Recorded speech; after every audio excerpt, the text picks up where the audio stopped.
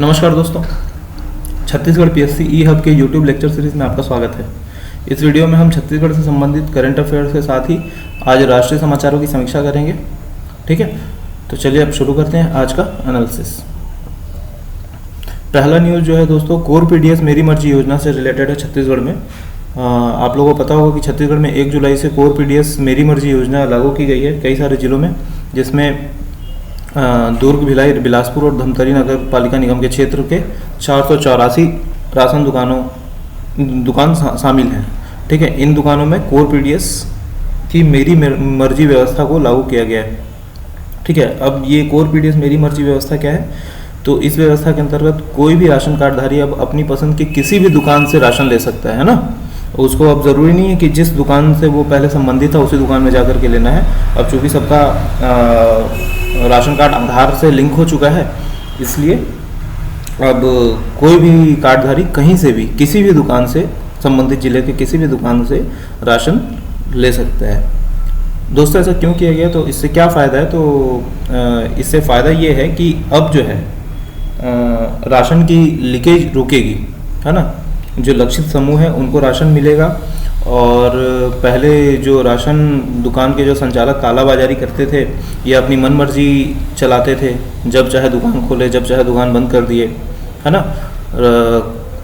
हितग्राहियों को फालतू में घुमाना, है ना, बहुत ज़्यादा परेशान करना, वो सब अब नहीं हो पाएगा। ठीक, एक तरह से समझ लीजिए ये प्राइवेटाइज टाइप का हो गया है। हाँ, पूरी तरह से प्राइवेटाइज तो नहीं बोल सकते हैं, लेकिन जो प्राइवेटाइजेशन के जो गुण होते हैं वो आ गए हैं। मतलब अब दुकानदारों को अपने ग्राहकों को मतलब एकदम बुलाना पड़ेगा कि आइए आप हमारे पास से ले लीजिए, क्योंकि अब वो कहीं से भी ले सकते हैं। ठीक है,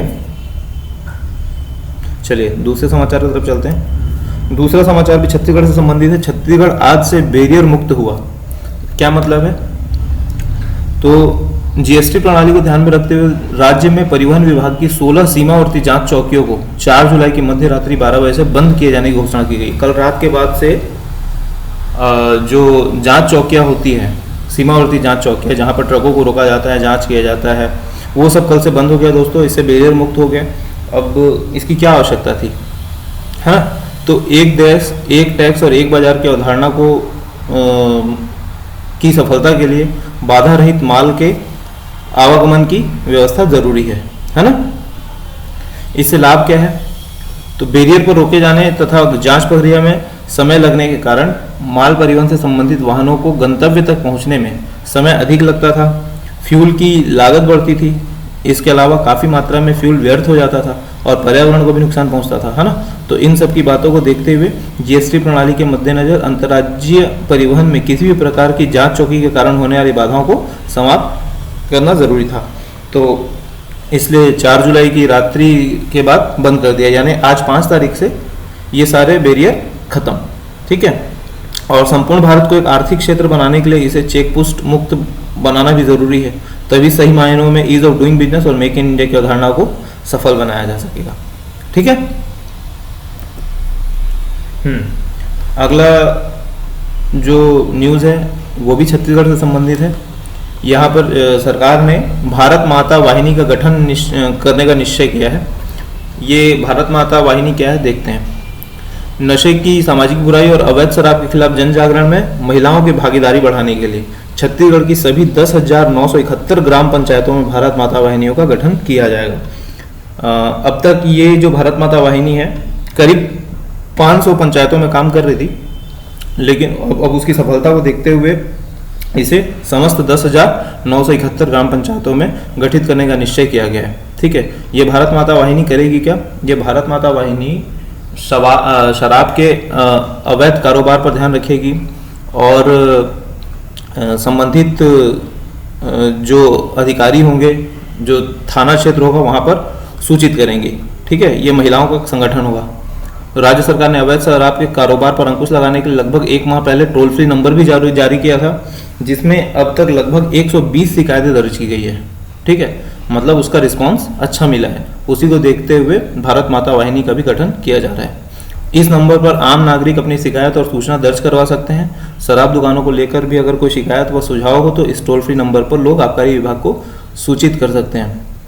एक और बात, सरकार ने जितने भी शराब दुकान थे सबकी निगरानी करने के लिए वहाँ पर सीसीटीवी कैमरेज लगवाए हैं ना, वो काम अभी चल ही रहा है। लगभग पूरे राज्य में लगभग 50-60 दुकान ही बचे हुए हैं, लेकिन वो भी इस हफ्ते पूरा हो जाएगा निगरानी को लेकर, और जिसकी निगरानी रायपुर या फिर संबंधित मुख्यालय से होगी।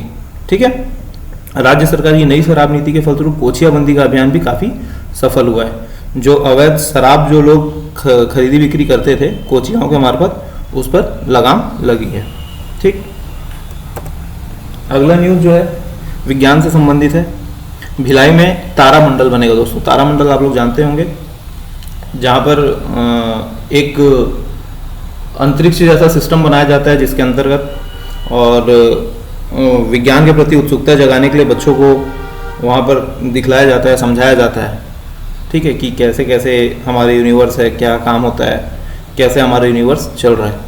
तो तारामंडल का निर्माण Chhattisgarh regional science centre society के वैज्ञानिक कार्यक्रम के तहत किया जाएगा। याद रखिएगा, तारामंडल का निर्माण Chhattisgarh regional science centre society के वैज्ञानिक कार्यक्रम के तहत किया जाएगा। अभी एक छोटा सा तारामंडल का एक स्वरूप है छत्तीसगढ़ विज्ञान केंद्र में ना, तो छत्तीसगढ़ विज्ञान केंद्र में फूलने वाले गुंबदनुमा तारामंडल में खगोल विज्ञान से संबंधित जानकारियाँ मिलती हैं जहाँ पे, और छत्तीसगढ़ विज्ञान केंद्र के अंतर्गत 3D थिएटर में रोमांचित करने वाले विज्ञान आधारित 3D चलचित्रों का प्रदर्शन किया जाता है अभी हाल फिलहाल में। इससे बहुत ही एडवांस वर्जन आएगा तारामंडल का, जैसा कि हम सुनते हैं ना कलकत्ता का तारामंडल जो बहुत फेमस है, वैसा ही कुछ भिलाई में बनने वाला है। अगला जो है न्यूज़, मृदा स्वास्थ्य कार्ड वितरण योजना में छत्तीसगढ़ पूरे देश में प्रथम स्थान पर है। याद रखिएगा, पूछ सकता है सवाल, मृदा स्वास्थ्य कार्ड वितरण में प्रथम स्थान पर कौन सा राज्य है, तो छत्तीसगढ़ है। छत्तीसगढ़ में किसानों को उनकी खेती की जमीनों का स्वास्थ्य कार्ड उपलब्ध कराने की योजना पर तेजी से काम चल रहा है। योजना के तहत प्रथम चरण में विगत 2 सालों में 2015-16 और 2016-17 में किसानों को स्वास्थ्य कार्ड उपलब्ध कराने के मामले में छत्तीसगढ़ पूरे देश में प्रथम स्थान पर रहा है ना। ये कंफ्यूज करने के लिए ईयर भी दे सकता है कि 2015-16 में कौन था प्रथम स्थान पर, 2016-17 में कौन है प्रथम स्थान पे। तो याद रखिएगा, दोनों वर्षों में छत्तीसगढ़ प्रथम पोजीशन पे रहा है कार्ड वितरण योजना में। ठीक है, ये भी एक याद करने वाली बात है और ध्यान रखने वाली बात है कि प्रदेश में 33 स्थायी मिट्टी प्रयोगशाला, 33 प्रयोगशाला है मिट्टी की जांच के लिए, और 174 मिनी मिट्टी प्रयोगशाला है।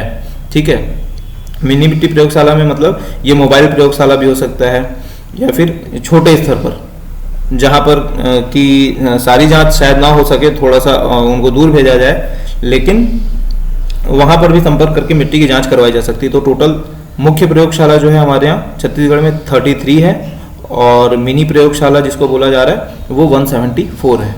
ठीक है, कृषि मंत्री ने कहा कि प्रधानमंत्री श्री नरेंद्र मोदी के वर्ष 2022 तक किसानों की आय दोगुनी करने के अभियान के अंतर्गत मृदा स्वास्थ्य कार्ड वितरण महत्वपूर्ण योजना है। ठीक है, हमारे प्रधानमंत्री जी ने जिस दिन मृदा स्वास्थ्य कार्ड योजना जिस समय प्रारंभ किया था, तो उन्होंने उस दिन कहा था कि इस नई सरकार का लक्ष्य है कि वर्ष 2022 तक किसानों की आय को दुगनी करनी है।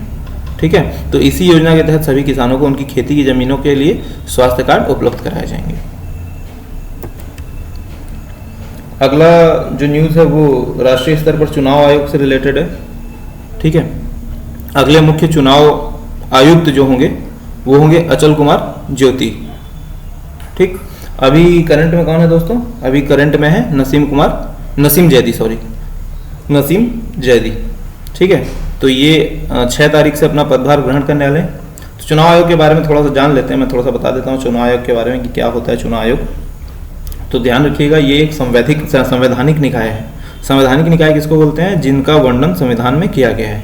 ठीक है, तो ये एक संवैधानिक निकाय है। संविधान के अनुच्छेद 324 में चुनाव आयोग से संबंधित उपबंध दिए गए हैं। 324 याद रखिएगा, इससे क्वेश्चन पूछा जा सकता है, पूछ भी चुका है मेरे ख्याल से एक आध बार, फिर से रिपीट हो सकता है या तो देखते हैं। आर्टिकल 324 में चुनाव आयोग से संबंधित उपबंध दिए गए हैं, और 324 के अनुसार आर्टिकल संविधान के अनुच्छेद 324 के अनुसार संसद, राज्य विधानमंडल, राष्ट्रपति और उपराष्ट्रपति के पदों के निर्वाचन के लिए, संचालन के लिए, निर्देशन के लिए और नियंत्रण की जिम्मेदारी जो है चुनाव आयोग की है। ठीक है, मतलब जो लोकसभा चुनाव होता है वो, राज्य विधानसभा चुनाव होता है वो, राष्ट्रपति और उपराष्ट्रपति के जो निर्वाचन होते हैं, जो चुनाव होते हैं, उसके संचालन, निर्देशन और नियंत्रण की जिम्मेदारी चुनाव आयोग की है। मतलब क्या, अब जो राष्ट्रपति चुनाव होने वाले हैं तो वो चुनाव हमारे नए चुनाव आयुक्त अचल कुमार ज्योति जी करवाएंगे। ठीक है दोस्तों, एक ध्यान रखिएगा कि राज्यों में जो होने वाले पंचायतों और निगमों के जो चुनाव होते हैं ना, उससे चुनाव आयोग का कोई संबंध नहीं है। ठीक है, फिर से बोल रहा हूँ, जो राज्यों में जो पंचायत और निगम के जो चुनाव होते हैं उससे चुनाव आयोग का कोई संबंध नहीं है। इसके लिए अलग निर्वाचन आयोग की व्यवस्था की गई है। ठीक है, अब निर्वाचन आयोग कैसा होता है, तो निर्वाचन आयोग एक बहुसदस्यीय संस्था के रूप में कार्य करता है ना, उसमें एक से ज़्यादा है, मतलब 3 लोग हैं। मैं बताऊँ, निर्वाचन आयोग जो है बहुसदस्यीय संस्था के रूप में कार्य करता है, जिसमें मुख्य चुनाव आयुक्त सहित 3 चुनाव आयुक्त होते हैं। ठीक है, तीनों चुनाव आयुक्तों के पास समान शक्तियां होती है। तो फिर जब अब ये प्रश्न उठता है कि जब तीनों के पास समान शक्तियां हैं तो फिर 3 बनाने की क्या आवश्यकता है ना। 3 बनाने की आवश्यकता ये है कि निर्वाचन आयुक्तों के मध्य अगर विचार मतभेद होता है तो आयोग बहुमत के आधार पर निर्णय करता है। ठीक है, अब इनका कार्यकाल, तो दोस्तों चुनाव आयोग का कार्यकाल 6 वर्ष या 65 वर्ष की आयु जो पहले पूर्ण हो, है ना, उसके अनुसार तय होती है ना। या तो वो 6 वर्ष तक रह पाएंगे या जब उनकी आयु 65 वर्ष हो जाए तब तक। ये बीच में वैसे त्यागपत्र दे सकते हैं और कार्यकाल से पूर्व भी राष्ट्रपति के द्वारा उन्हें हटाया जा सकता है, कार्यकाल समाप्ति के पूर्व। लेकिन उन्हें हटाने के लिए उसी प्रक्रिया का पालन करना पड़ेगा जिस प्रक्रिया से हाई कोर्ट और सुप्रीम कोर्ट के जजेस हटाए जाते हैं। ठीक है, सॉरी, हाई कोर्ट नहीं, सुप्रीम कोर्ट के जजेस हटाए जाते हैं। ठीक है, हालांकि इनकी नियुक्ति राष्ट्रपति जी करते हैं, लेकिन क्योंकि हटाने के लिए वो प्रक्रिया अपनाई जाती है, इसलिए ऐसा कहा जा सकता है कि ये राष्ट्रपति के प्रसाद पर्यंत तक कार्य नहीं करते हैं ना। ये याद रखिएगा, राष्ट्रपति के द्वारा हटाया जाता है, परंतु ये क्वेश्चन आ जाएगा कि चुनाव आयुक्त राष्ट्रपति के प्रसाद पर्यंत तक कार्य करते हैं, तो ये गलत हो जाएगा ये स्टेटमेंट। ठीक है, और अन्य निर्वाचन आयुक्त या प्रादेशिक आयुक्तों को हटाने के लिए मुख्य चुनाव आयुक्त की सिफारिश बहुत ज़रूरी है। उनकी सिफारिश के आधार पर ही उन्हें हटाया जा सकता है, अन्य आधार पर नहीं। ठीक है, अगला न्यूज़ जो है विनिर्माण क्षेत्र में गिरावट दर्ज की गई है, उससे रिलेटेड है, जो कि आर्थिक विकास की दृष्टि से शुभ संकेत नहीं है दोस्तों, है ना। जो मैन्युफैक्चरिंग इंडस्ट्रीज है हमारे पिछले 4 माह में अभी सबसे ज़्यादा लोएस्ट लेवल पे है वो। ठीक है, इसका कारण क्या है, तो इसका कारण ये बताया जा रहा है कि जो जीएसटी से जुड़ी जो चिंताएं थी उसके पूर्वानुमान के कारण ये स्थिति है। तो कहा जा सकता है कि ये रियल गिरावट नहीं है, रियल कारण नहीं है, क्योंकि अब जो उससे पूर्वानुमान थे, जो उसकी चिंताएं थी, उसके कारण गिरी हैं जीएसटी की। तो अब जीएसटी लागू हो गया, तो अब देखते हैं आगे क्या है। तो मुझे लगता है कि सुधार इसमें संभव है। अब जबकि गिरावट दर्ज की गई तो क्या हो सकता है, तो एक अनुमान है कि ब्याज दरों में से कटौती की जा सकती है। जो अगली जो मौद्रिक नीति अपनी घोषित करेगा रिजर्व बैंक, तो उसमें हो सकता है कि ब्याज दरों में कटौती करे, जिससे ऋण सस्ता हो पाएगा और मैन्युफैक्चरिंग इंडस्ट्रीज को पुश मिलेगा। ठीक है, ये सारी चीज़ें संबंधित है, एक दूसरे से रिलेटेड है, ब्याज दर में और विनिर्माण क्षेत्र की वृद्धि या गिरावट में। ठीक है, ऋणों में, मतलब ऋण सस्ता होगा, कब महंगा होगा, क्यों गिरावट आई है और क्यों उसमें मतलब ये ब्याज दरों में कमी कर सकता है, क्यों वृद्धि कर सकता है। तो ये सब चीज़ें जो है आपस में जुड़ी हुई है। जब हम इसको पढ़ेंगे तो धीरे धीरे पढ़ते पढ़ते समझ में आएगा। ठीक है, बस आप लोग नज़र बनाए रखिए कि क्या चल रहा है इकोनॉमिक्स में, समझ में आ जाएगा, बहुत कठिन नहीं है। ठीक, अगला जो न्यूज़ है वो है गन्ना किसानों से रिलेटेड। शक्कर पर आयात शुल्क बढ़ाया जाएगा, ऐसा सरकार कह रही है। ठीक है, गन्ना उत्पादन किसानों की आमदनी बढ़ाने के लिए, चीनी के घरेलू उत्पादन की बिक्री बढ़ाने के लिए और विदेश से सस्ती चीनी के आयात को कम करने के लिए इसके आयात शुल्क में बढ़ोतरी की जाएगी। ठीक है, चीनी के आयात शुल्क में वृद्धि करने के पीछे सरकार का मकसद सस्ते आयात को रोकना है और घरेलू बाजार में कीमतों को उचित स्तर पर कायम रखना है ना।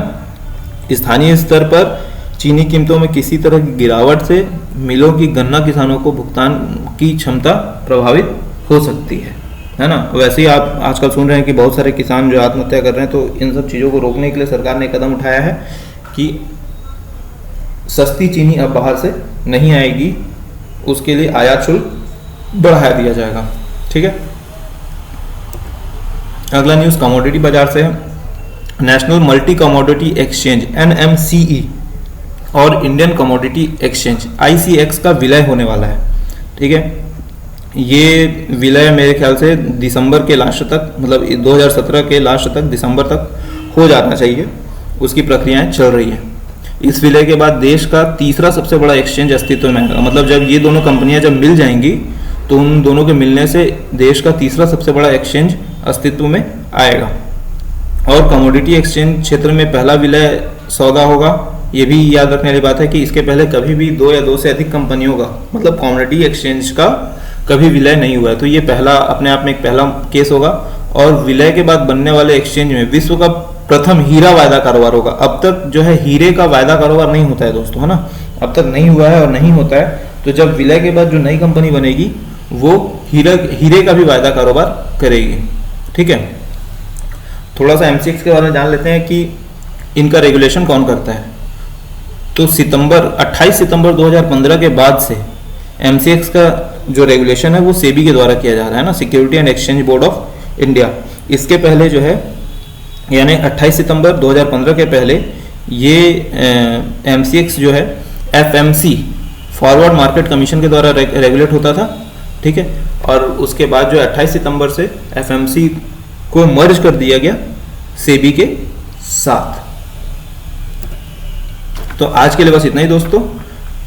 ठीक है, कल हम फिर से हाजिर होंगे आपके सामने, न्यूज़ लेकर के एनालिसिस करेंगे और देखेंगे कि क्या निकलता है उससे। तो अगर आपको मेरे द्वारा दी गई जानकारी अगर पसंद आई हो दोस्तों, तो चैनल को शेयर और सब्सक्राइब करना ना भूलें। ठीक, तब तक के लिए नमस्कार।